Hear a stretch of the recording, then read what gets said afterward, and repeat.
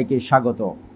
পুঁজিবাজার নিয়ে গুরুত্বপূর্ণ বৈঠকে বসছে বিএসইসি। দেশের পুঁজিবাজারের সংস্কারের বিষয়ে স্টেক হোল্ডারদের সঙ্গে গুরুত্বপূর্ণ বৈঠকে বসছে নিয়ন্ত্রক সংস্থা Bangladesh securities and exchange commission. আগামী 30 সেপ্টেম্বর বেলা 11টায় রাজধানীর আগারগাঁও বিএসইসির মিলনায়তনে ওই বৈঠক অনুষ্ঠিত হওয়ার কথা রয়েছে। বিএসইসি চেয়ারম্যান খন্দকার রাশেদ মাকসুদের সভাপতিত্বে বৈঠকে Dhaka stock exchange, Chattogram stock exchange, central depository of Bangladesh, counter party of Bangladesh, Bangladesh institute of capital market, Bangladesh academy for securities market এবং ক্যাপিটাল মার্কেট স্টেবিলাইজেশন ফান্ডের প্রতিনিধিরা উপস্থিত থাকবেন। ওই বৈঠকে প্রতিষ্ঠানগুলোকে 2 জন করে প্রতিনিধি সভায় অংশ নিতে এবং পুঁজিবাজার সংস্কারের বিষয়ে তাদের লিখিত মতামত উপস্থাপন করতে বলা হয়েছে। নতুন কমিশনার সহ অন্য শীর্ষস্থানীয় বিসিসির কর্মকর্তারা ওই সভায় উপস্থিত থাকবেন।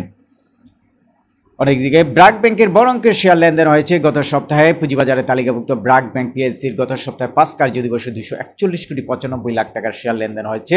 সেই হিসেবে ব্যাংকটির দৈনিক গড় লেনদেন হয়েছে 48 কোটি 39 লাখ টাকা। আলোচ্য সপ্তাহে মোট লেনদেনে ব্যাংকটির অবদান ছিল 7.12%। গত বৃহস্পতিবার ব্র্যাক ব্যাংকের শেয়ারের সর্বশেষ সমাপনী দর ছিল 55 টাকা 10 পয়সা। অন্যদিকে দর বাড়ার শীর্ষে ছিল গত সপ্তাহে ইসলামী ব্যাংক। পুঁজিবাজারে তালিকাভুক্ত কোম্পানি ইসলামী ব্যাংক বাংলাদেশ পিএলসির গত সপ্তাহে শেষে শেয়ার দর 30.36% বেড়েছে। আলোচ্য সপ্তাহ শেষে ব্যাংকটি সমাপনী দর দাঁড়িয়েছে 64 টাকা 40 পয়সায়। আগের সপ্তাহে যেখানে 49 টাকা 40 পয়সায় থেকে শেষ হয়েছিল লেনদেন।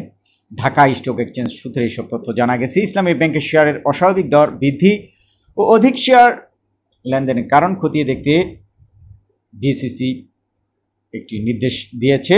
সম্প্রতি ডিএসইকে এই নির্দেশ দেয়। বাজার পর্যালোচনায় দেখা যায় ইসলামী ব্যাংকের শেয়ার দর 9 সেপ্টেম্বর ছিল 39 টাকা 20 পয়সা।